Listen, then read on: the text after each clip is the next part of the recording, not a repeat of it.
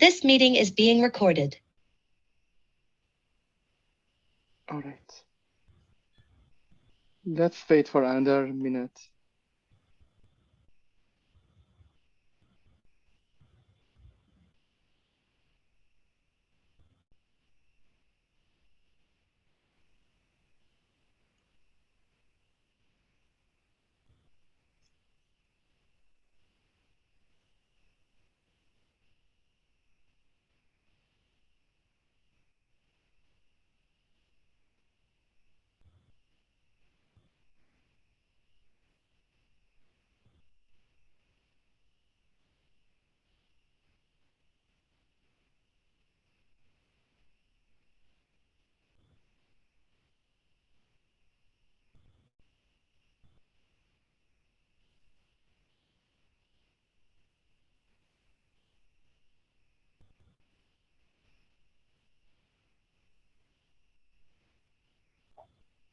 All right, let's get started. Hello, everyone. Welcome to our last plenary talk of the conference. Before starting, I would like to use the opportunity to thank all of our speakers and attendees for participating in the conference and helping us to really have 3 days of great talks, engaging discussions, and several intellectually fulfilling moments.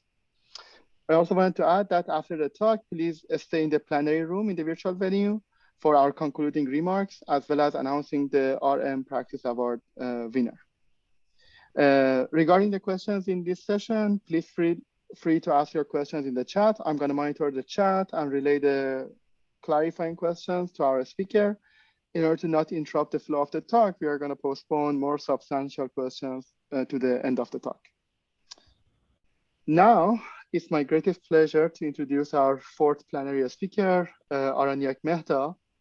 Aranyak is a distinguished research scientist in the market algorithms team at Google Research in Mountain View, California. His research interests lie at the intersection of algorithms and economics, with emphasis on the theory and practice of auction design, online matching, allocation algorithms, and connections to machine learning. Aranyak has worked at Google Research for close to 15 years on various practical and theoretical aspects of internet advertising at Google, and he and his team have made fundamental contribution to topics in CS, econ, OR, and operations management, such as online matching and allocations. On a personal note, I should say, back in the grad school, I started my research by reading a very nice and quite popular survey by Aranyak on online matching as connection to ad allocations. To this day, I'm still benefiting from this beautiful survey by suggesting it to my students as the first thing to read to kick off research on online algorithms. With that, the floor is yours, Aranyak. Looking forward to your talk. Thank you, Rod. Very kind words, and that's the best introduction that the survey has been useful. Hi, everyone. It's a pleasure to join you this afternoon or evening or night, as it may be. Lots of familiar names on the Zoom, so hi. Thanks to the organizers for inviting me. As Rod mentioned, our team in Google Research is called Market Algorithms, and the team works on the theory and practice of economics and algorithms in market design in general at Google, in particular on online advertising. So I thought we could take this opportunity and I could talk about a few different topics that are of interest to us and give a sense of the research and applications in these areas. I'll say first off that this is by no means an exhaustive treatment of the topics or the work of all my excellent colleagues at Google, both in our New York and our Mountain View teams for market algorithms. It's actually quite a selective set of topics, but I hope it'll give an introduction to some of the problems that have been of continued interest and some of the recent trends that we are seeing. I'll break the talk down into 3 topics, which are listed here. Auctions under budget constraints, auctions and auto bidding and equilibrium. And then towards the end, I'll talk about the intersection of machine learning and mechanism design, a trend that we're starting to see. All of these are kind of related topics on the theme of budgeting and bidding and auctions. I'll say that We'll stick to fairly technical and research topics, not talk too much about the business side, which of course is extremely interesting on its own. So I'll start with some very basic background, and I'm sure this is all very familiar to most of the audience, and please feel free to interrupt for any clarifications. So there are many forms of advertising on the internet, display ads, app ads, video ads, and so on. Let's take this canonical example that you've all seen hundreds of times, sponsored search advertising. So when a user comes to a search engine like Google and looks for something with commercial intent, it could be a math tutor, it could be a tour of the Grand Canyon, or just running shoes. Besides the organic results that the search engine bubbles up, it also connects the user to a bunch of sellers of those goods and services and match the two sides. So that's one way to think about a search engine in the case of commercial intent queries. So in a sense, this is a matching market. It connects buyers to sellers. And as you know, it drives a lot of transaction, a lot of revenue.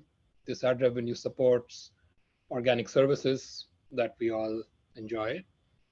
And this design has quite a few aspects. We will look at the few aspects around bidding and budgeting and ad allocation. Right. So as I said, there are many aspects to kind of this whole ad system. This would be a high-level overview, again, like a very high level, where you have the user searching on one side and the advertiser, in this case, the math tutor who's looking to kind of sell the service on the other side. And when the user issues a query, the system goes through a range of systems, including matching, targeting, and so on. We will focus on these yellow blocks: how the advertiser bids into the search engine, how the search engine runs an auction, and how budgeting and bidding affect the auction dynamics. Yeah, and as I said, there are different ad surfaces, as I mentioned, in-app ads, in-stream ads, and so on. And each of these different domains has a lot of interesting, unique features that need to be accounted for specifically. But for now, like for this talk, we won't get into that. We'll just talk about these formulations, which are very kind of fundamentally common across these different platforms. Okay, so with this background, let me turn to the first topic, which is auctions under budget constraints. So this is by now kind of a pretty mature topic. There's been a lot of work over the last, let's say, 15 years on this topic. But I think it's quite fundamental to this entire area, and especially if we haven't seen it previously. As you'll see, it forms the basis of some of the newer things that I'll talk about later as well. Right. So here is a simple sketch of how bidding and auction works in a search engine. And I'm going to call this the traditional setup because we'll talk about newer trends called basically auto bidding later in the talk, which looks very different from this slide here. Right? So consider this math tutor who's kind of advertising on Google. They will enter their bids. And the bid will be, here are the keywords that I'm interested in. And if you show my ad for a query that matches math tutor, I'm willing to pay up to $5 per click, and so on. Right? So all of this you can think of as having done offline beforehand. And then as the queries arrive from the user side, we run auctions per query. So as soon as the query comes in, an auction is run to determine which advertiser gets shown and how much do they pay. And for our purposes, we will not focus too much for now on exactly what the auction does or exactly which auction is run. It suffices to think about the ad selection and pricing simply by a second price auction. So you pick the highest bidder among all these advertisers who match this query, and you charge the second highest bid. There's also the notion of a click-through rate and the quality terms, which are part of the auction score, which determine kind of the quality of the match that goes into, that essentially scales the bid. And as you might well know, that there's an entire field on ad auction design. There have been workshops and conferences on that, and you must have heard of the auctions such as GSP, VCG, different forms of reserve pricing, etc. And as I said, we will mostly keep this kind of under the rug and visit this question a little bit later in the talk. Right. But it's actually interesting to ask, why do we run an auction at all? Right? So what is an auction? Auction is essentially a price discovery mechanism. A search engine could, in principle, price each keyword somehow through market research or whatever. But there is, in effect, a very large set of heterogeneous goods over here, ranging from the math tutor to the running shoes to the Grand Canyon tour and everything in between. Right? So it's hard to find the market price for all of these kind of sets of queries. And the auction allows for kind of this real-time price discovery and also captures a kind of real-time variation in demand and the quality of the supply, especially with auto bidding, as we'll talk about. So you can think of each of these auctions that are run for each query as mostly stateless. So basically a query comes in, you give it off to some computer and the whole process runs, you run an auction and then you're done. And all the queries can be run in parallel, except for certain higher level constraints that come up. And that's what we will talk about in much of this talk. So here's the first high-level constraint, which is the budget. So think of, again, this math tutor who's advertising on Google. Their bidding consists of actually three parts. One is the targeting, which are those keywords that they talked about. Let's say they say, show my ad for math tutor. And let's say there are 100 potential clicks for this query, for this keyword. Right? They also put in a bid. They say, I'm willing to pay up to $5 per click. And maybe because of the auction, the average price turns out to be, let's say, $4. Right. The third kind of bidding they put in is also a budget. So they can say, here's my daily budget. I don't want to spend more than $100 per day. Okay. And now, as you can see in this example, these three components are mismatched, because if we showed this advertiser's ad for all of those 100 clicks, they would spend about $400. And their budget is simply $100 per day. Now, it's interesting question is, from an economics perspective, is why do advertisers have budgets at all? And at some level, this is a pretty obvious question. People have budgets for various external reasons like risk, inventory, and so on. At some level, it's also not that clear from a profit maximization perspective. If we don't have these extra kind of external constraints.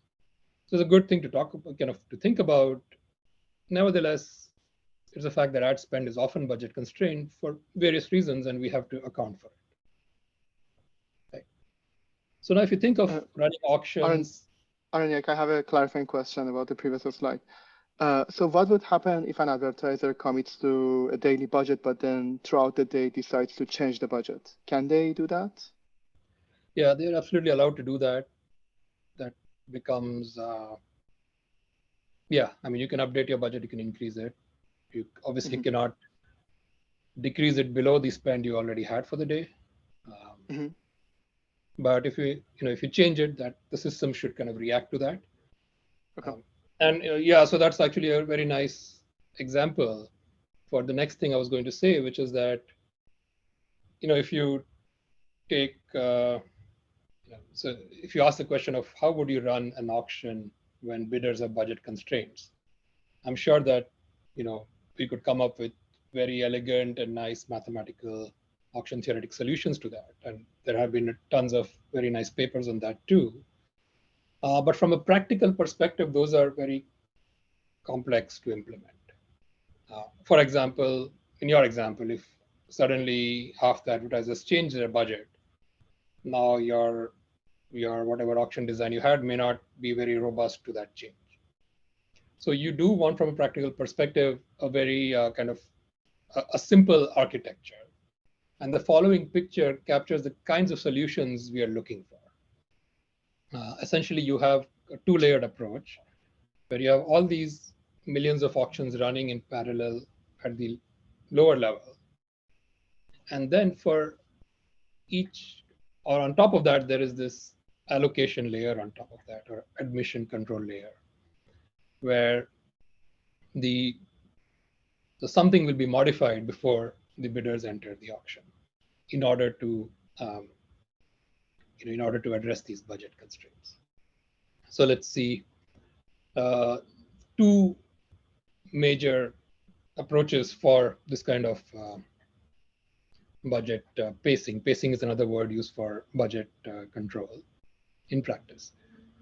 In fact, before that, the simplest allocation layer of this sort, the simplest layer is simply a constraint checker. So you let all the advertisers participate in every auction until an advertiser runs out of budget, and then you just take them out of the game for the rest of the day, right? So that's probably the simplest thing you could do, and turns out that this is not a great outcome for, in fact, any of the parties involved. You can imagine that there'll be a lot of skewed competition, a lot of competition in the early part of the day, lower competition later in the day, high variance in prices. Advertisers themselves would not get a representative sample of all the possible ad impressions that they could get over the day. So you want to do something better than just the check my constraint kind of admission control layer. And there have been two main approaches for this kind of pacing question, bid scaling and throttling. So the bid scaling takes the approach that those three components were mismatched, and that's because the bid was too high. You bid $5 per click, but your budget isn't big enough for that. So you have to somehow lower that bid appropriately. So instead of bidding $5, maybe you should have bid $2, and then you would have spent your budget kind of uniformly over the day. And there are lots of interesting theoretical questions over here, some very interesting papers, even more recently on that listed here. The other approach is called throttling. Throttling says that you have those three components, targeting, bidding, and budget. Well, maybe your targeting is too broad. We cannot possibly let you enter every auction that you target, because then you'll just spend too much, and we have to throttle you out of it. And again, there are very interesting questions for doing this in a smart and optimal way, and then what will be the equilibrium under such algorithms. There have been some papers, early and late, more recent, on this topic as well. So these are the practical approaches. And while some of these results are fairly new, this continues to be an exciting field of research. I want to talk more about some very early work on formulating this problem. And that work is under this umbrella of online matching. So this online matching theory has helped give a kind of a theoretical foundation to many of these allocation problems that we'll talk about today. Okay. So here's the abstraction for this budget auction problem that we came up very early on.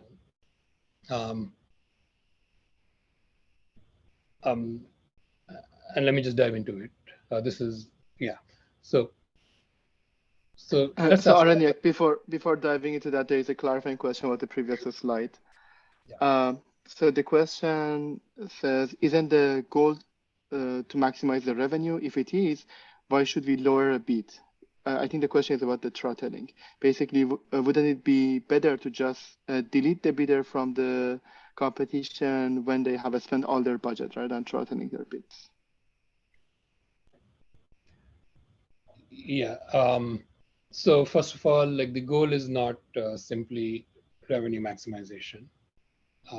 Even if it were so, it's not clear that doing this check the constraint kind of solution actually works, because although you participate with your full bid, you only participate in a small subset. And in fact, you'll all kind of participate in an early subset. So it's actually not clear for revenue either. But as I said, revenue is not the only goal. A very important goal is to provide good ROI to the customers, to the advertisers. And for that, again, this may not be the best solution where they're getting a lot of competition early on in the day and not getting enough impressions later in the day. Actually it's a pretty valid question, and it's a hard question to solve. Like, what is, if we just think about revenue, then what is the revenue optimizing scheme over here? And some of these papers here, especially these three or these four papers, these three papers here do make an attempt to answer that question. And they look at various of these different schemes, bit scaling or throttling, and try and see the revenue and welfare in equilibrium. I hope that answers the question. Okay, so here's a abstraction from a more kind of algorithmic angle, which certainly influenced some of these solutions. So think of a bipartite graph with advertisers on the left-hand side. Each advertiser has a budget. So in this picture, the first advertiser has a budget of $100. And this is all known offline as they enter those bid tables. And then queries arrive online as users search for various things. When a query arrives, you see the bids of the different advertisers for that query. So in this picture, this third query over here has three bids: $1, half, 50 cents, and $2. And what the algorithm has to do is allocate this query to one of those advertisers irrevocably, or it might just discard the query. So which is saying that pick the advertiser which wins this auction. And we're going to abstract out the pricing of the auction and say that the allocated advertiser is simply going to pay its bid. Think of it like a first price auction. And so the allocated advertiser's budget gets depleted by its bid. Okay. And then you move on to the next query. You cannot go back and change any allocation because that query is gone. What's the goal? The goal is at the end of the query sequence, you want to maximize the sum of the allocated values. You want to basically maximize the value of the matching you got. Of course, when an advertiser completely depletes his budget, it cannot be matched anymore afterwards. Right. So you can see that this matching abstraction, in fact, captures this practical question of budget pacing. In this simple model, we're not going to assume we know anything about the query sequence coming forward, but in later models, we can bring in stochastic input as well. I also say that this one, this problem, which we call the AdWords problem, is a generalization of a very simple bipartite matching question. If all the budgets are 1 and all the bids are either 0 or 1, that's simply online bipartite matching, a classic work from the 1990s. Right. So it's a complicated problem. It generalizes classic bipartite matching, and then there's a further problem of uncertain future, right? So bipartite matching itself is not a trivial question. And then over here, you don't know what's going to arrive in the future. So you have to make decisions right now, which could be bad in hindsight, right? So it's a complicated question, but essentially, if you think about it, the core difficulty is captured by this toy example. Here you have two advertisers, A and B. Each of them has a budget of $100.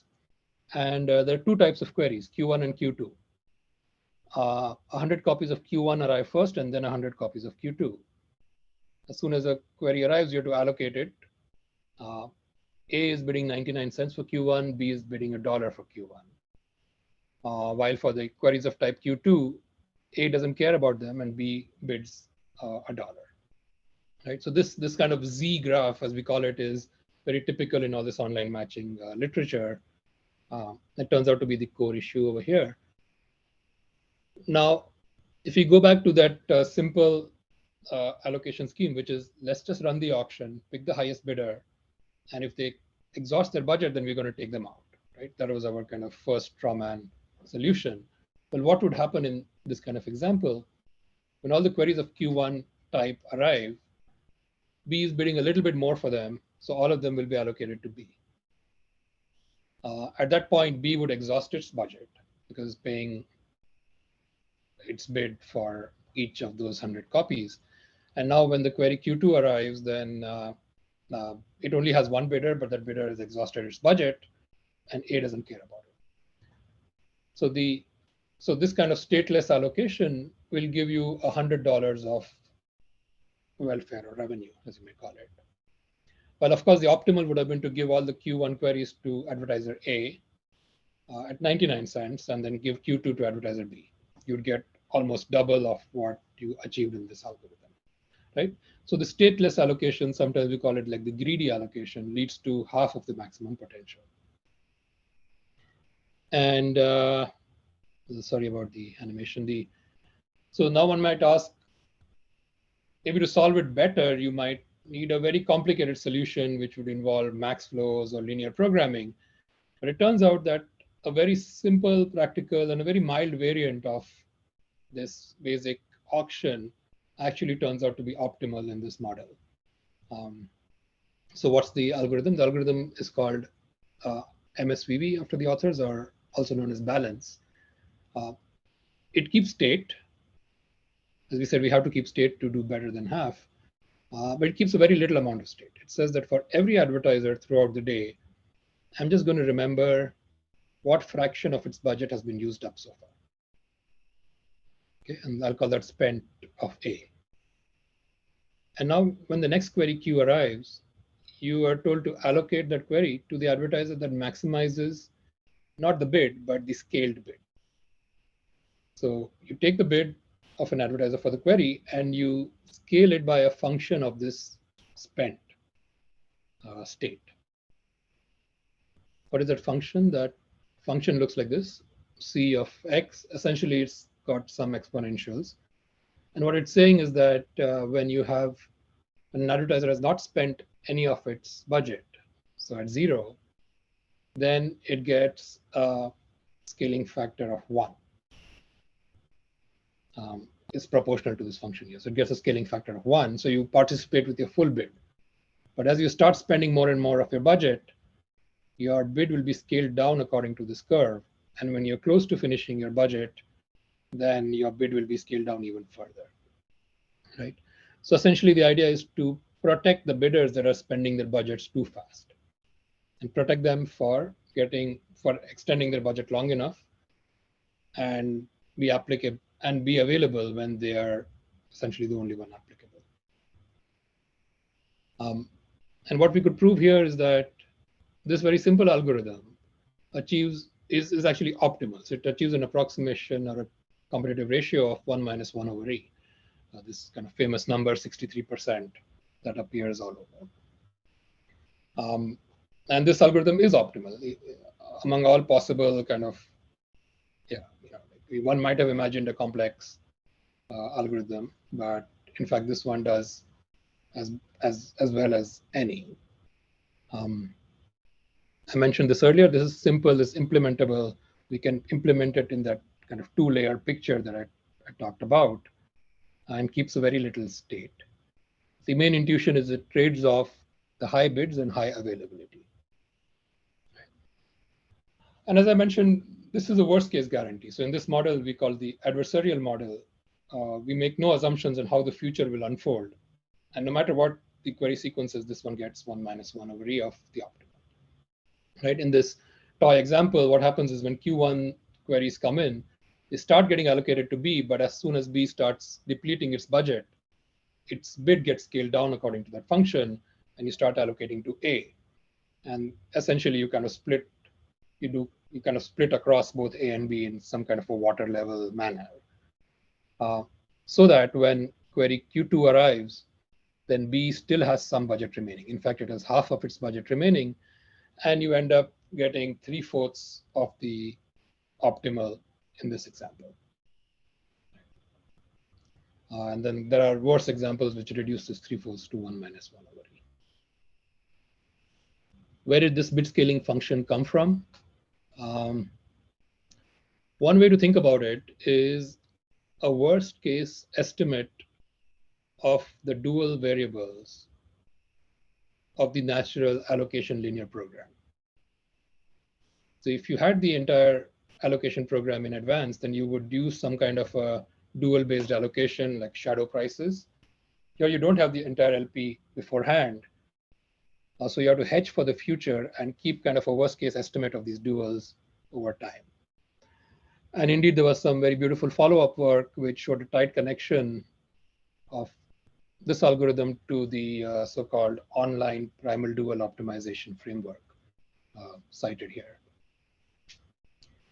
I'll end this section by saying that this field of online matching since then has become a very large area of study.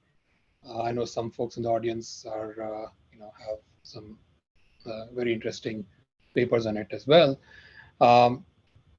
Starting with this problem of AdWords, it has generated a large number of generalized problems with connections to submodular optimization, all the way to so-called secretary problem. There are many practical models besides the adversarial model, including stochastic models of input, which essentially then generate the bid lowering pacing kind of practical algorithms that we mentioned earlier. So in some sense, to answer the earlier question, revenue or welfare maximization in this model could be considered as solved using bid lowering through this set of results. Theoretically, there are very interesting open questions, very hard technical questions, including very hard, like this Fox paper has been a recent best paper at Fox. There are new applications which is very interesting on two-sided markets, ride sharing, so very different from kind of the online ads world. And recently, we've also found some machine learning connections, which if I have time, I'll get to right at the end of the talk, connecting this algorithm to reinforcement learning or even adversarial training or GAN training, essentially showing that these machine learning methods end up generating a very similar algorithm. Okay, so I want to end this section with an open question for the audience. That in my opinion, this technique of trading off immediate reward and constraints, long-term constraints or global constraints under uncertainty about the future. So these algorithms provide very powerful yet very simple to implement solutions, and in kind of theoretical models, optimal solutions. And I would love to know if you can think of other applications in theory or in practice where such algorithms can be useful.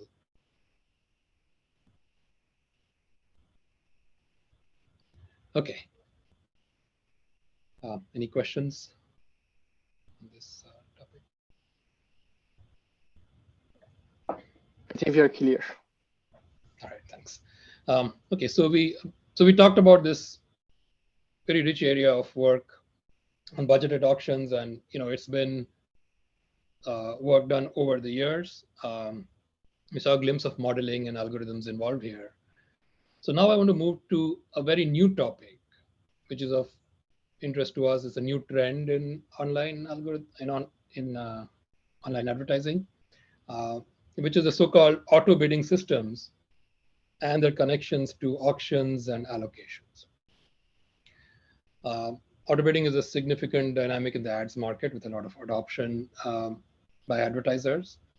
And it's also a topic of kind of strong research interest for us. And as I hope to convey, some very interesting new kind of results and techniques, which also interestingly build upon this previous work of the kind of budget algorithms. So what is auto bidding, right? So if you recall the bidding table of the math tutor, that is what I call the traditional bidding, where the interface between the advertiser and the auction platform is through these very fine-grained bidding tables. So you give me a table of keywords and bids, if you give me a budget. And you can give some extra kind of constraints like geographic location and so on. And then the auctions run as we talked about it.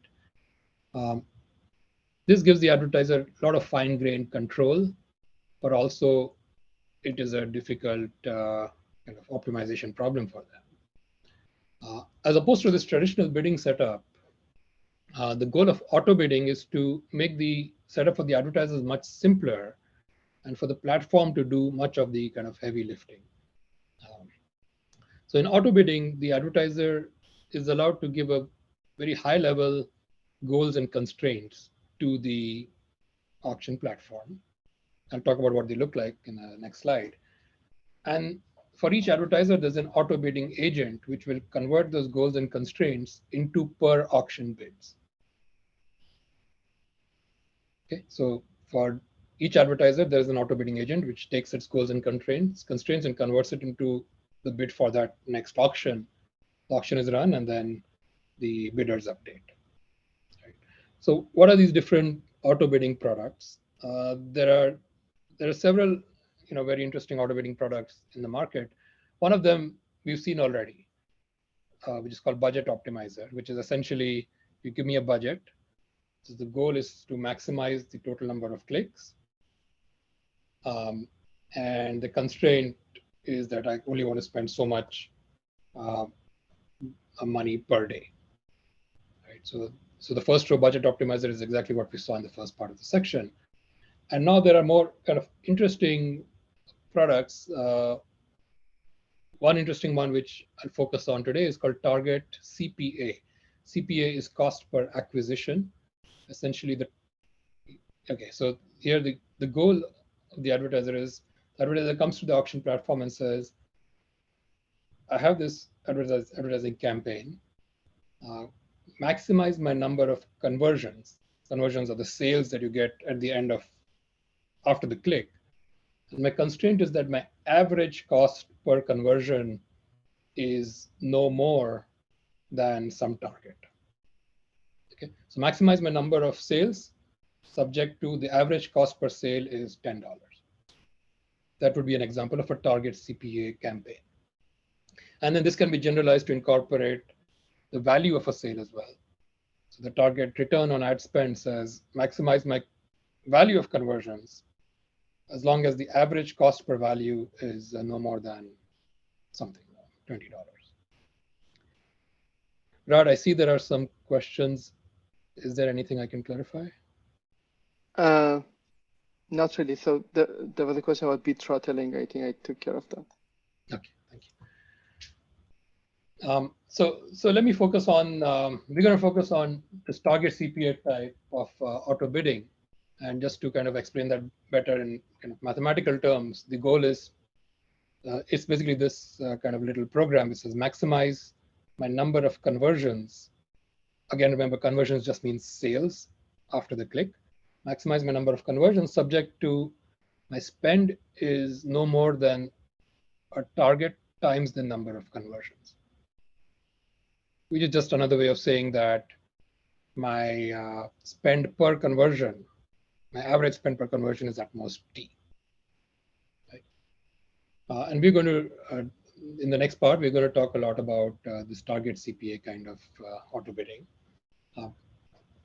And I'll just repeat that advertisers now using auto bidding can focus on the performance and take higher level decisions in how they want to manage their campaigns and leave this kind of specific auction and bidding details to the auto bidding agent.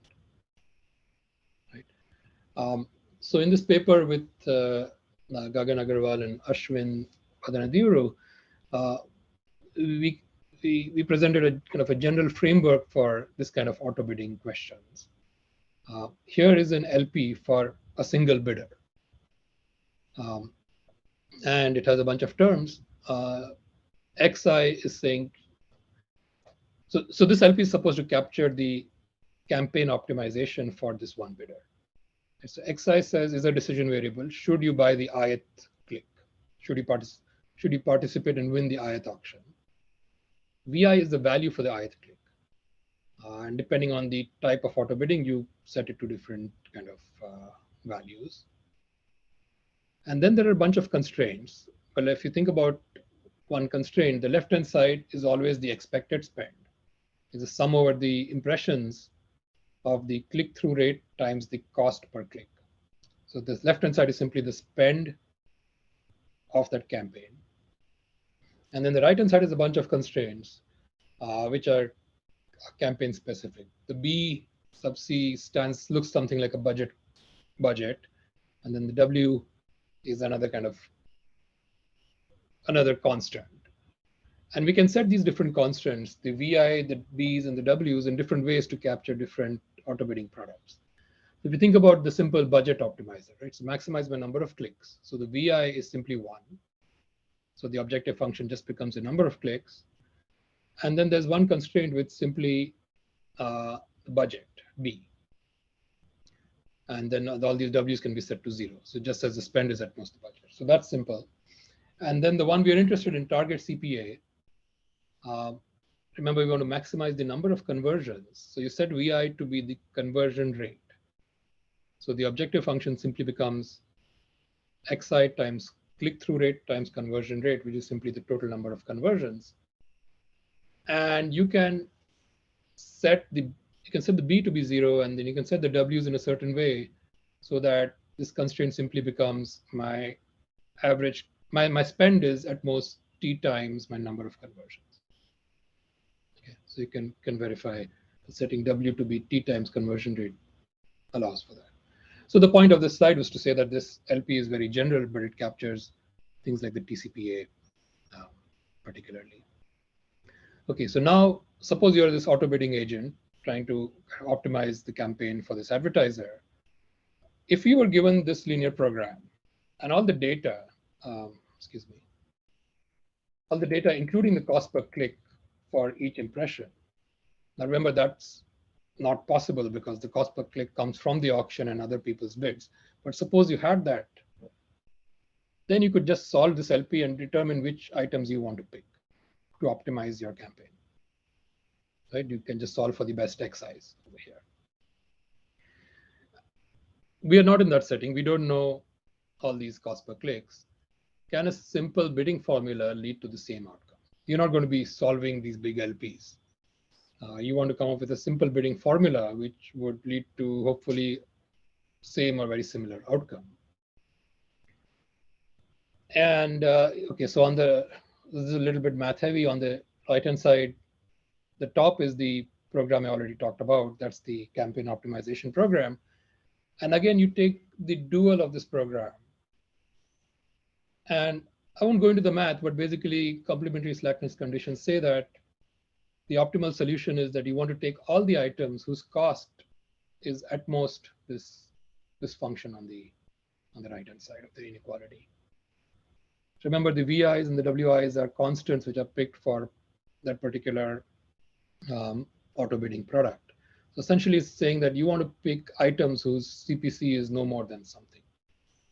Well, if you're running a second price auction, then that's actually easy to implement because you can simply set the bid to be this function on the right-hand side.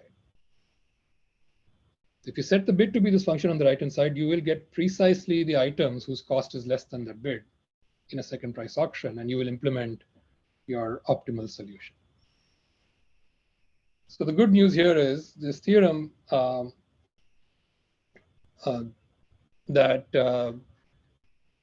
I'm going to call this bidding formula the uniform bidding formula. And actually, if you look at just the TCPA product, it simply says you should bid proportional to your conversion rate, which if you think of it in different ways, that makes a lot of intuitive sense as well. So that's why we'll call it the uniform bidding. You're essentially bidding proportional to your value. And the theorem says that the uniform bidding formula is optimal if and only if the auction is truthful. Right? So where do this formula, the formulas depend on those, if I go back, the formulas depend on these alpha C's, which are actually the optimal dual variables. So you have to somehow get your hands on those optimal dual variables, which is a machine learning question, which you can learn from kind of past data and so on. So here you already see an interplay between machine learning and kind of bidding and auctions. Because one can ask a question of, can you do some kind of an online learning algorithm which will both learn these duals as well as implement this bidding formula and get an overall optimal in some kind of an online model? That question is actually still open. And another interesting point here is that although this setting is non-standard, right? So we are not, and we'll come to this soon, we are not in the standard quasi-linear utility setting, the profit maximization setting. We are in this slightly non-standard TCPA setting where the bidder is saying maximize my volume subject to my average cost being constrained by some target. So in some sense, like truthfulness or incentive compatibility need not enter the question because we are not in quasi-linear setting anymore. But in fact, this theorem says that truthfulness is key. And you need the auction to be truthful for a uniform bidding formula to be optimal, which is kind of an interesting point. So for example, if you're running a first price auction, then you won't have such a uniform bidding formula. You won't necessarily bid proportional to your value, but you'll also worry about your cost, which is coming directly from your bid. And we'll come back to this question a little bit later. Now, I briefly... Can I ask a clarifying question Yeah. here? Yeah. So can't we use revelation principle here and look at the composition of this auto bidder with the equilibrium strategy of the non-truthful auction? Yeah, so that's a very nice question.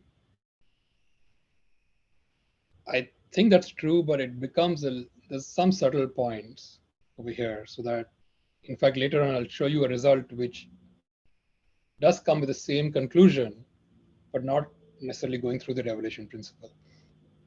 I see. So you have to find actually a fixed point to be able to apply some sort of revelation principle here. Yeah, those are exactly the kinds of slightly tricky things that happen over here. Yeah, so yeah, excellent question, actually.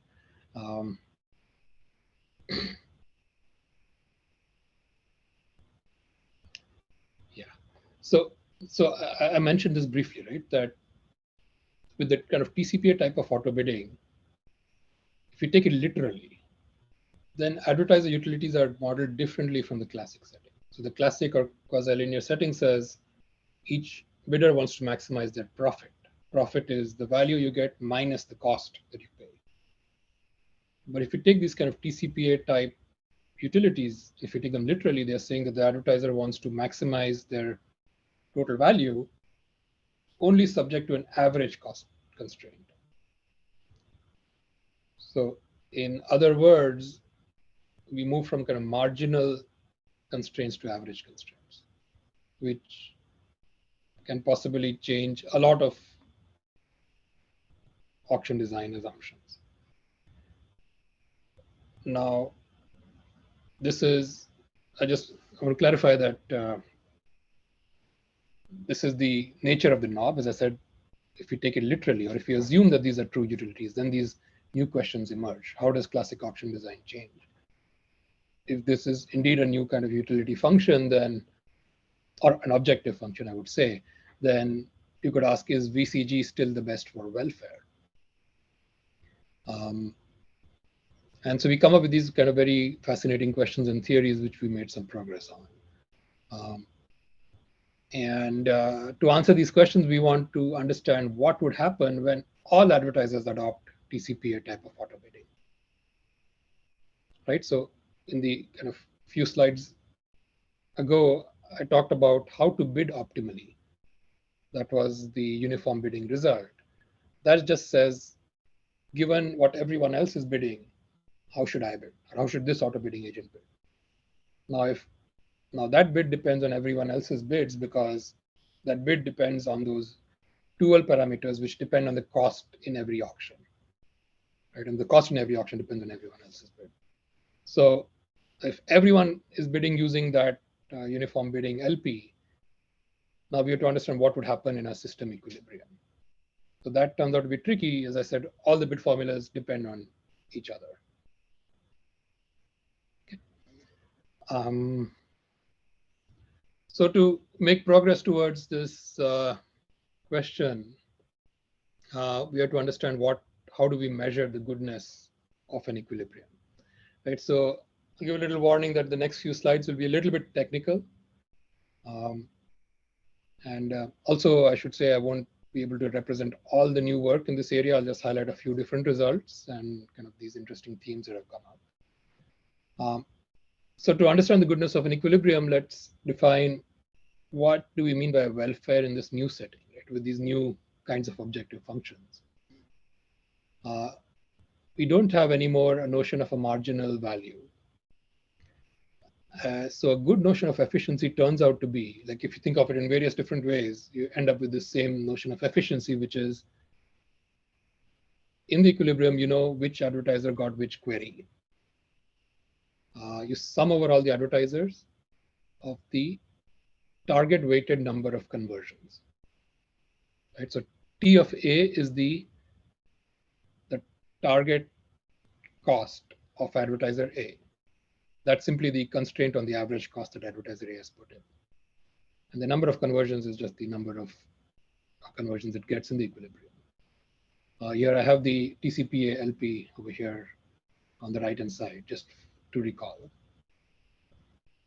There are two interpretations of why this welfare objective makes sense. Firstly, it makes intuitive sense that it's the total TCPA weighted number of conversions generated. So if you take TCPA to kind of have a meaning of how much advertiser values its conversions, you don't want to simply sum up the conversions, but you want to weigh it by their value. All the value is taken a little loosely, not in the sense of marginal.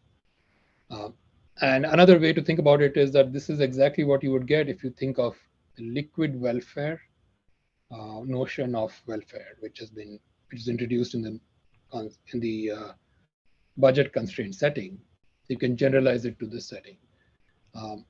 It is essentially the sum of the upper bound on the spend of each advertiser in that allocation. In other words, it is what is the advertiser willing to pay for that allocation? And that's pretty clear because the right-hand side, so the constraint is spend is at most T times the number of conversions. So that's the upper bound that goes into the objective function. Okay, so we take this as our new welfare objective. And now we can ask the natural question of the price of anarchy, which is simply how well do you perform in equilibrium versus the optimal. If you think about the TCPA setting, what would be an optimal allocation for this objective function? Well, you want to give each query to the advertiser who maximizes the contribution to this sum over here. So you essentially want to give each query to the one who maximizes target times conversion rate. So that's your opt. Allocate each query to the bidder maximizing target times conversion rate. While in equilibrium, you're bidding in this kind of uniform bidding formula. Your bid is proportional to your conversion rate, and you end up in some equilibrium, and you may not get the optimal allocation. The equilibrium depends on the underlying auction is the main point. And so the price of anarchy, as usual, is the worst case ratio of the efficiency in opt versus the efficiency in some equilibrium, in the worst equilibrium. Okay. And in kind of plain English, the question is how much value do we lose by going through this bidding plus auction setup rather than some centralized setup, which you could do ideally. In this paper, we could also prove the following theorem, that if the underlying auction is second price, or more generally VCG, then the price of anarchy is 2. In the sense that you will always get a half of the optimal allocation for every instance, but there are instances where you could be as bad as a half of the optimal. And brings us back to the core issue, which turns out to be the same as the core issue in the first part, the budgeted part, which is this kind of a Z graph, where you have two advertisers, and the first one has a high value on a query with no competition. And then it has a low value on another query, while the second bidder has a high value on that second query. So essentially what can happen is that the first advertiser has a low value on that second query, but it can bid high and somehow kind of grab it instead in equilibrium. So instead of getting the horizontal allocation 1 + 1, you get just the 1 + epsilon. And that gives you a factor of 2. So we call these like inversions due to these bidding skews. So very different reason for suboptimality from the first budgeting part, but kind of like at some level they are all related, as you can see through the Z graph. I won't go through the proof just to keep it light, but I'll just mention that proof is not that difficult in hindsight, but it critically uses 2 aspects. One is a second price auction, that we're running a second price auction. And the second is that in a second price auction, the optimal bidding formula is a uniform bidding. Okay, so now comes to kind of more recent and interesting questions is, could you, so in such an auto bidding setting, could you design an auction where the welfare and equilibrium is better than even VCG? Right. So more particularly, can we have a different prior free auction, which leads to better welfare and equilibrium? Or it could be that, yeah, although VCG is half of optimum, is a price of anarchy of a half, it is still optimum among all auction. So half could be the best you could hope for. Okay, so that's the question we're going to look at. Prior free simply means that the auction only works on the bids. It doesn't have any Bayesian information or any such kind of estimate. And it turns out very interestingly that we found this very simple randomized generalization of second price auction that actually yields a better welfare and equilibrium than VCG. In a setting where there is low competition per query, right? So this is kind of actually pretty interesting because it shows that this model does deviate from the kind of the classic quasi-linear model where VCG gives efficient allocation. Over here, due to the kind of average versus marginal issue, you can actually beat VCG in efficiency. So this auction is called randomized, and parameters were 2 parameters, alpha and p. Alpha is a margin parameter, which is greater than or equal to 1. And p is a probability parameter, which is greater than or equal to half. And you take, so here's the auction defined for just 2 bidders. There's the higher bidder and the lower bidder. Remember, these bids are coming through the bidding algorithms. But if you look at a particular auction, you get 2 bids, a higher bid and a lower bid. Second price auction would say give it to the higher bidder. But this auction says that if the higher bidder's bid beats the other bid by a margin of alpha, then you give it to the higher bidder. But otherwise, if the bids are close to each other, then you give it to the higher bidder only with probability p, and give it to the lower bidder with probability 1 minus p. Okay. So you have to beat your opponent with a healthy margin to win for sure. Otherwise, you'll be kind of randomized with a bias towards the higher bidder. Pricing is simply the incentive compatibility, incentive compatible pricing over here, whatever comes from Meyerson's lemma. Note that this strictly and simply generalizes second price auction. For example, if alpha is 1, then this is just a second price auction because there's no margin. And this is similar to some previously studied auctions. For example, it's a particular instance of this threshold auctions family from this paper in Management Science and earlier EC. And there are other similar auctions. There's one called bid inflation, another called ratio auction in previous work. So the point is that here is this simple randomized auction.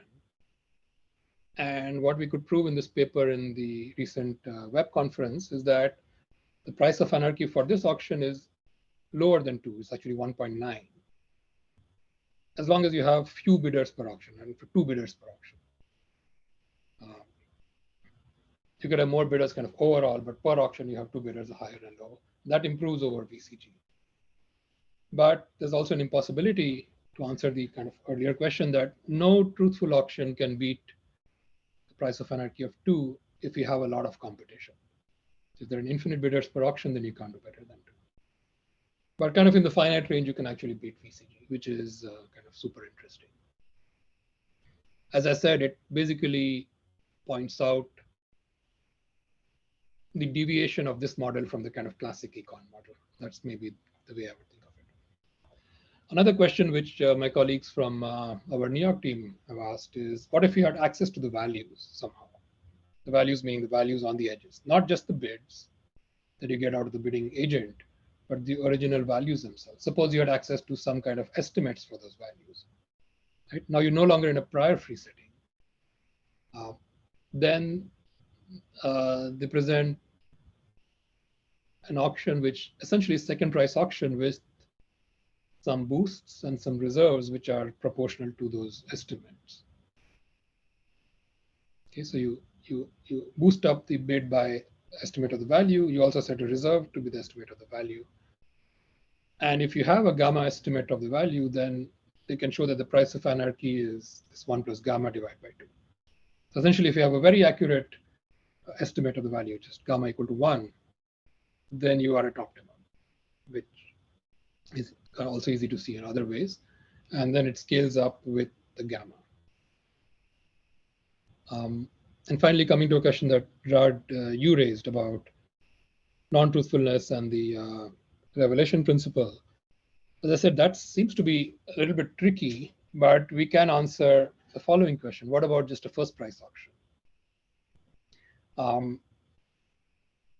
Analyzing something like a first price auction or kind of any non-incentive compatible auction becomes quite tricky because from a bidding agent's perspective, it's no longer very easy to bid into these auctions.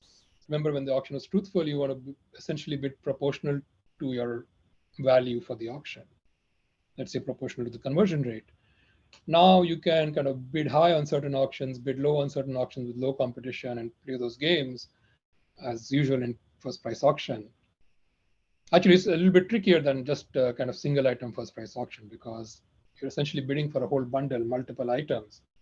Some of them you could bid higher, some of them you could bid lower and get kind of more value than bidding uniformly. So the analysis becomes very tricky. But we could show that indeed your kind of your intuition was correct, that the price of anarchy under first price auction equilibrium is also 2, just like VCG. So first price auction is similar to second price with this kind of worst case price of anarchy setup. This is interesting because if you enforced uniform bidding in first price auction, you would actually get an optimal price of anarchy of 1. Of course, that would be kind of a fake price of anarchy. The true price of anarchy is still 2. Okay, so as I mentioned, this is a little bit of a technical section, but some of the more exciting work going on in our teams. I'll end it with a couple of open questions for this section. First one is how to design mechanisms if you take these new objective functions literally, is one way to say it. What would optimal prior free mechanisms look like? We went from 2 to 1.9. What is the best? What are optimal Bayesian mechanisms? Which there is some work, but not, there's been some recent progress in this direction in these papers I mentioned here. The question is not fully resolved. That's a pretty interesting question. And another question you could say is if you don't take these utility functions kind of literally and say that advertisers are still quasi-linear, they want to maximize profit, nothing has changed, TCPA is just a knob, then how do you justify such bidding knobs? In other words, why is TCPA bidding adopted by quasi-linear bidders? Why would someone with a marginal bid with an average? Another way to ask that question. And we have some recent ideas in a manuscript which relate these questions to the questions of commitment and credible auctions. But still, this question seems to be kind of is an interesting kind of question to understand this phenomenon. Great. I have another clarifying question, Aranyak. Yeah. So going back to one of your previous slides about the randomized auction, right? Like a rand of alpha and p. Yeah. So the first question is, are these auctions in one form or another used at Google? Like, do you use randomized auctions? Our auctions are not simply second price, but I can't really get into those questions. Yeah. Okay, I see. Basically, my question. This is a theoretical result. Yeah. Right, I understand. So maybe my own question was a little bit philosophical. Do you think randomness, in particular using randomized auctions in internet advertising, is a well accepted practice? Like, imagine you're an advertiser, you bid, and somehow you believe that your bid is the highest bid, but then because your alpha was a small, you end up not winning the auction. Is it acceptable or not? I mean, it's a good question. So I would say a few things here, right? So firstly, like if you take an auction like this or some randomized truthful auction, it is still incentive compatible. So in the sense, the price is kind of the correct price obtained from Meyerson's lemma and so on. Secondly, if you think of an advertiser, the input and output to the system, it is like any truthful auction, randomized or not, will give an aggregate monotonic landscape. As you increase your bid, it will show prices which will be kind of truthful in aggregate as well. In fact, they're truthful per auction. So an advertiser can always experiment along its landscape and end up with the optimal point for itself. So in some sense, if you think of the interface between advertiser and system, they, in some sense, like nothing changes in the aggregate. I see. I guess my understanding of your answer is because there are multiple interactions between the advertiser and the platform. Essentially, they can take expectations over time rather than really caring about taking expectations. Yeah, exactly. That's a good way. At each time. All right. Thank you. Yeah, but furthermore, at each time also it is truthful in expectation. But that's a theoretical construct, like you said.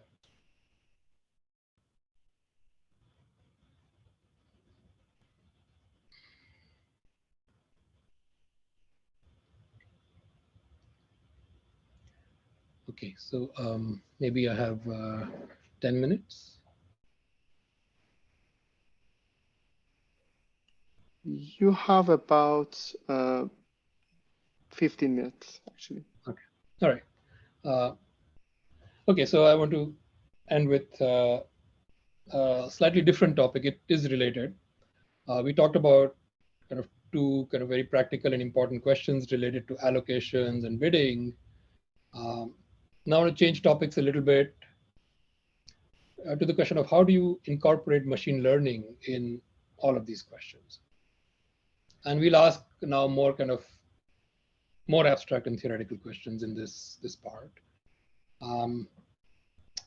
It's important to look at machine learning as, for one, machine learning techniques are extremely important in the optimization itself. For example, learning predictions of click-through rates and so on.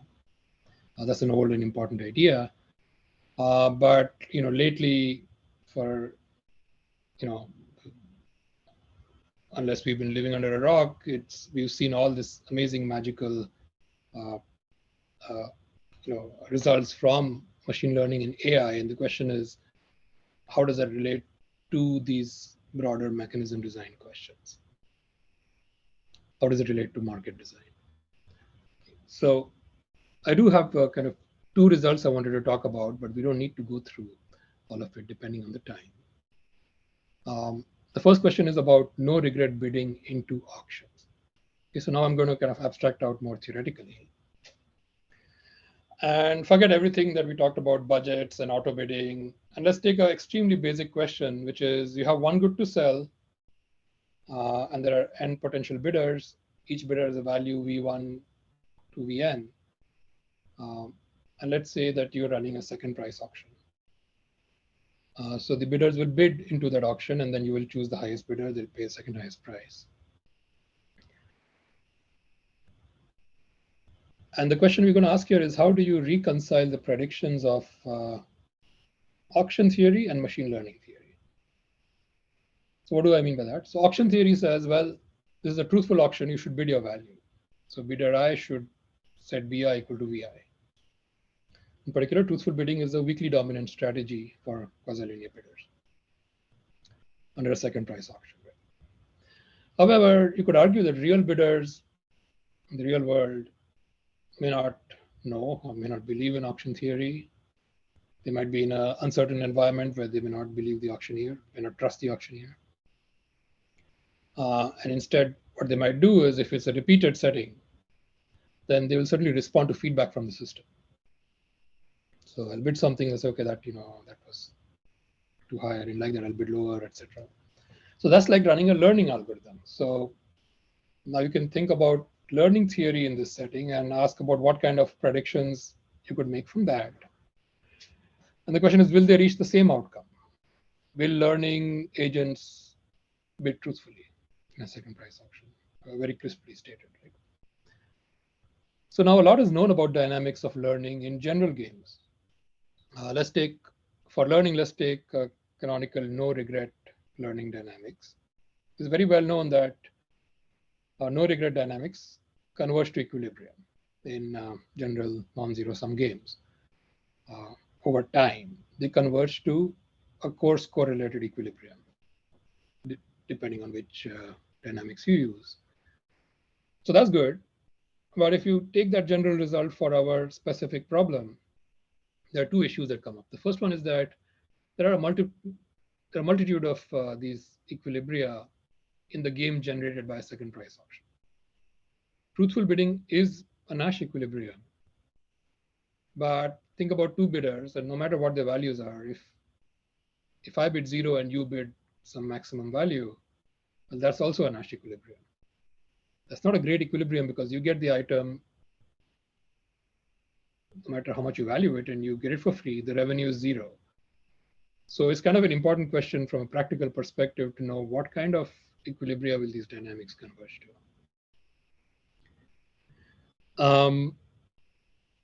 Because that will directly influence both the efficiency and the revenue of the outcome. The second problem is a technical problem. These dynamics converge only in time average, which is what this I told this very nice picture from the paper cited there. It's a very simple zero-sum game. And there are two players. The zero-sum game is the matching pennies game. And there are two players playing the multiplicative weight updates, a low regret strategy. The only equilibrium is the one right at the center, where you randomize, each player randomizes half and half. It turns out that these strategies all spiral outwards.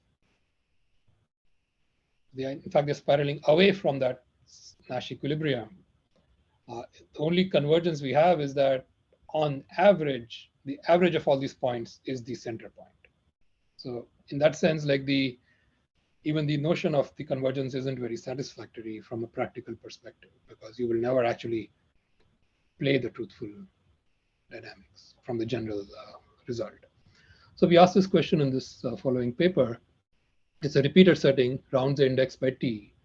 At round t, bidder I sees a value, VIT, which is picked from a distribution IID. And then it has to submit a bid, BIT. Again, it can look at whatever happened in the past up to time step t to make its new bid. And the goal of each bidder is to maximize their utility over time. And we're going to assume that each player uses a low regret mean-based learning algorithm. So in particular, you can use your favorite algorithm like EXP3 or epsilon greedy. And the question is, okay, if this happens over time, every time a new item comes up, you get a new set of values. They bid according to these low regret strategies. Would you converge to, oh yeah, and I'm sorry, for every item, you run a second price auction after you get the bid. Okay, so would you converge to the truthful solution? I think there's a clarification. Yes, so there is a clarifying question. The question is asking, do you mean the point will keep some positive distance from the center in the matching pennies game? Yeah, so I think it depends on the kind of epsilon. When on the left-hand side, the point actually spirals out all the way to the boundary. And then after a certain threshold for the epsilon, it stays within a boundary region. That's the dark part in the third picture. And that boundary kind of contracts as you reduce your epsilon. But you never actually converge to the center, you're converging outwards towards the boundary. So I have another clarifying question, Aranyak. So I guess you care about mean-based learning algorithms because if you don't restrict your attention to this class and you think about, last iterate convergence type of algorithms that actually follow the spiral in the reverse order, then you won't have. Then you won't have this issue. Is that correct? Okay. Yeah, you're absolutely right. Yeah. So this this result doesn't think about all these other momentum-based and those kinds of algorithms. So what we could prove in this result is that if you're running a second price auction, then in fact, low regret bidders will converge to truthful bidding with high probability. So in a sense, for second price auction, we have kind of resolved the two predictions of machine learning and auction theory. So that's good news. In fact, even for a first price auction, if you recall, like if you take Bayes-Nash equilibrium when the values are drawn from a uniform 0-1 distribution, the Bayes-Nash equilibrium is to bid half of your value in a first price auction. That's kind of classic auction theory. And we can prove that if you have learning agents learning into a first price auction, then with the IID 0-1 values, these dynamics also converge pointwise to bidding half of your value. So for these two specific settings, we actually get, machine learning reproduces the predictions of auction theory. And in these cases, the convergence is last iterate and not spiraling outwards. You can run some experiments and you see that in second price auction, the bid becomes the same as value. In a first price auction, you can see it kind of half of the value up to discretization. And then you can run kind of larger models where you don't have theory, but you can use like Q-learning and a deep model. You get similar results. You get, you bid your value in a second price auction and half your value in a first price auction. Of course, there's a lot of jitters in these graphs. Recently, in the web conference this year, there has been a follow-up or a kind of related paper by Columbus and Nissan, and they removed some of the caveats from our paper and got more interesting results. Our result needed to kind of modify the standard mean-based algorithms or EXP3 to include a very long exploration phase. So there was a little bit of that long exploration phase warms your learning up to move towards truthful solution. And also in our result, new values are drawn in every round. They answered the question, what happens in a standard EXP3 without a long exploration phase? What happens when values are fixed? And they get kind of similar results, but sometimes, so in the second price auction, you may not converge to the truthful equilibrium. So that's kind of in opposition to our result. Although in the first price auction, you do get similar outcomes. And so I think this area is very interesting with more questions to be answered. There's a complementary question that some of my colleagues at Google have and outside have asked, which is, the bidders are low regret agents, and you're an auction designer. Then how would you design an auction to, let's say, maximize revenue? All the old theory, Meyerson's auction and so on, is for quasi-linear bidders. can you design auctions which can get maybe even more revenue? And they can show results such as if bidders are low regret agents, then it's actually possible to design auctions where the revenue is almost equal to the overall welfare. In some sense, you get kind of full surplus extraction. So all of these results kind of fall into the bucket of let's rethink how bidders behave. The classic model is quasi-linear and rational. Suppose they are actually learning agents. How does that change things in kind of marketplace design?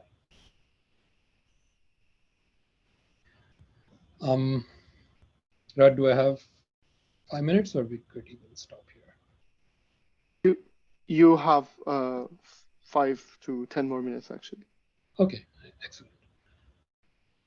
Okay, so this is the last kind of section, which is a fun section. It's also about the interaction of machine learning and algorithms and mechanism design. We've been toying with this model recently, and it's a good way to end the talk because it ties back very nicely to the very first section on budgeted AdWords allocations. The question we asked in these 2 papers, which are in ICLR, is can machine learning discover or rediscover worst case algorithms? What does that mean? Right? So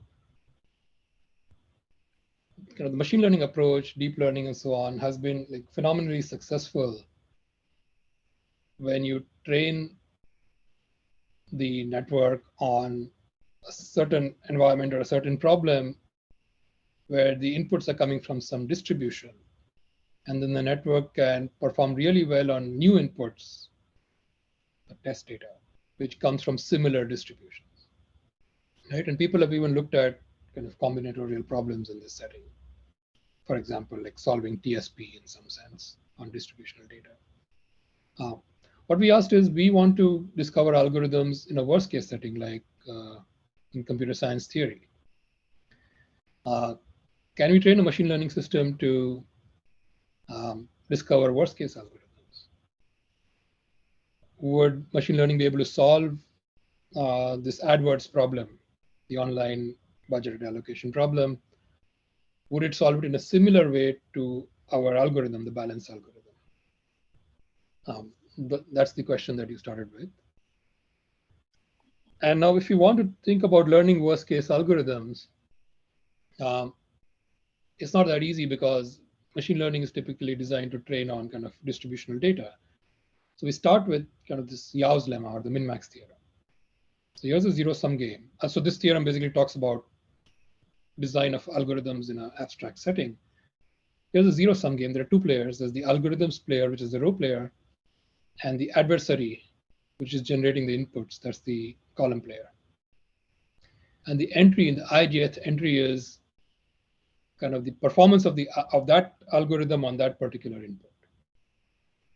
Right. So that cell al comma I is, you can say, is the competitive ratio of it's the performance of algorithm divided by performance of the optimum. So what are you looking for? And this was like obvious in hindsight, but big insight from Yao is that you're looking for an optimal algorithm, which is basically a max min row strategy. It could be randomized. You want a mixed strategy for the rows so that no matter what the column is, you get at least some value. It's a max min.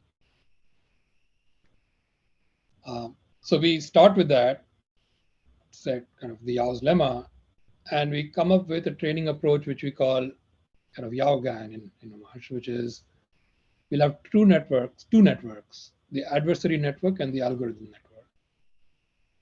And they start off kind of completely random, and then they train each other to improve, almost like AlphaGo playing Go or kind of a chess network. The algorithm network's goal is to learn better and better algorithms. The adversary network's goal is to learn harder and harder instances and kind of exploit the algorithm. And this is exactly how AlphaGo learns. So it is, we are starting with no kind of information whatsoever, no hints about what are good algorithms or what are hard instances. And then networks are supposed to kind of learn these and train each other. There are two ways to train. One is like a GAN kind of way, and the other is more kind of classic boosting from machine learning theory.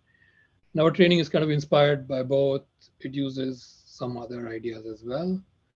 I won't get into this, but basically, miraculously, it turns out that such a training architecture can actually find optimal algorithms for various problems, starting with simple problems like ski rental or secretary algorithm, to this more complex AdWords bipartite matching algorithm. Now, what does it mean that you learned? I can claim that the network discovered MSVV. What does that mean, right? It's just a network. I don't have a pseudocode. So you cannot really decode the network. You cannot even prove a bound in the competitive ratio because that's kind of performance in the worst case. You don't know what the worst case is. But you can run scenarios. So you can say that, well, I had this graph and up to now something has happened. I've made these allocations. Here's this new query. What would the MSVV algorithm do? And what would this learned network do? And you can compare. And you can compare across many, many such scenarios until you have kind of fairly good confidence that the network is doing mostly what the MSVB algorithm does. And in fact, it turns out that it does do remarkably similar. So I won't get into exactly what these contour lines mean, but if you remember from very early part of the talk, MSVB trades off the bid for the remaining spend. If you spent a lot of your budget, then your bid is reduced. And if someone else has spent less of their budget, then the bid is reduced less, and so on. So these contour lines say which are the points along the spend and the bid which are considered equal. And on the left is MSVB, the theoretical one, and on the right is the contour lines from the learned network. And they look kind of, they're not exactly the same, but kind of pretty close by. You can also look at exactly when transitions happen. If you spend half of your budget and I've spent 3/4 of my budget, then I would win and your bid is 1, I would win when my bid is like 1.2, according to the theory, and that's exactly what the networks do. So these are actually pretty sharp thresholds and kind of pretty fascinating that we could train networks to learn these algorithms.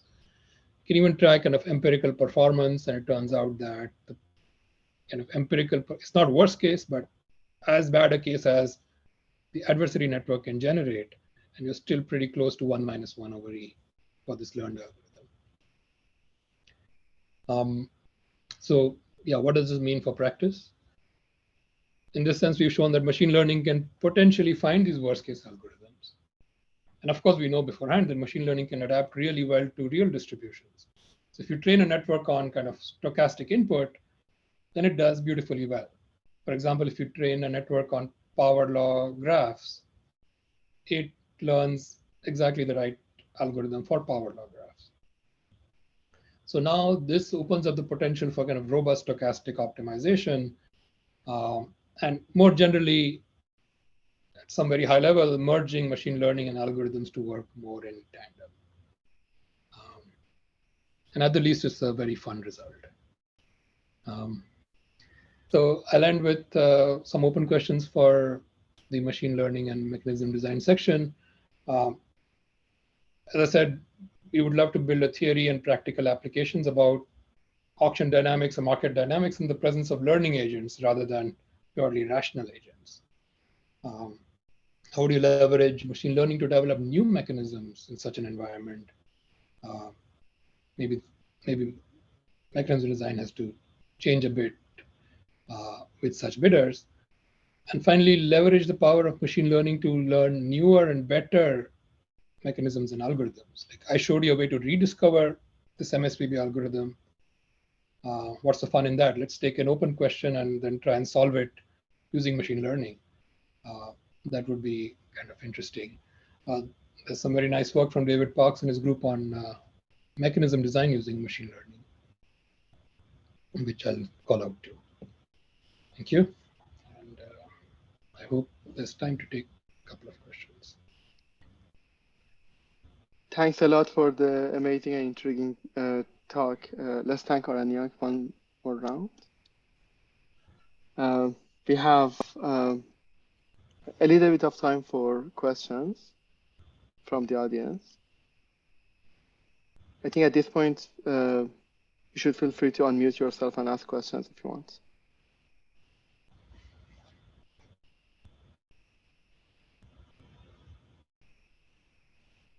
Yeah. I actually have a question. So has this idea of using GANs to design worst-case algorithms been used before for other applications or other settings? Not that we know of. Learning algorithms using machine learning, there have been a few papers, starting with a paper which talked about TSP, another paper on these graph neural networks, some of the earlier papers on that, which solved graph problems. But so all of those, to the best of my knowledge, are about distributional input. So getting input from a certain family, train on that, and then now you can solve inputs from that family. This notion of worst case algorithms is new as far as we know. But does it mean that the neural network is kind of searching within a class of algorithms, or how do you even encode an algorithm using a deep neural network? So great question, right? So what you need a few things if you take a kind of a new problem, right? Over here, it kind of luckily worked out, but you need a few things to kind of align just right. You need to have representation. So the algorithm network should be able to represent a good algorithm, the best algorithm. In our case, the kind of the beauty of the online algorithms problems is that the best algorithms are very simple and concise as well, just like bit scaling, for example. According to a particular function, but it's still really just bit scaling. It's not something like bubble sort, which would be fairly complicated, actually. So you need to have representation both of the algorithm and of inputs, bad inputs. So you need that. And then you need convergence, which is, of course, in general, very hard to make GANs converge or even the boost.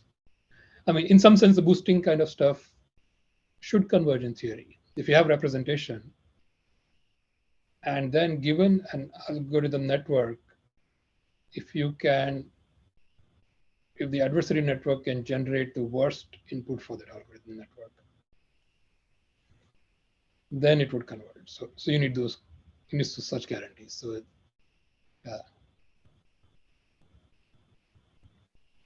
Interesting. When they said AIs are coming for our jobs, I never felt this close. Exactly right. All right. If there are no more questions, let's thank Aranyak again. Yeah, thanks for the great talk. So just a reminder that we are going to go back to the plenary room for the concluding remarks and announcement for the RM Practice Award. To do so, just leave the Zoom and go back to the virtual venue. Thank you. Thanks, everyone. Yeah, thanks. Thanks a lot.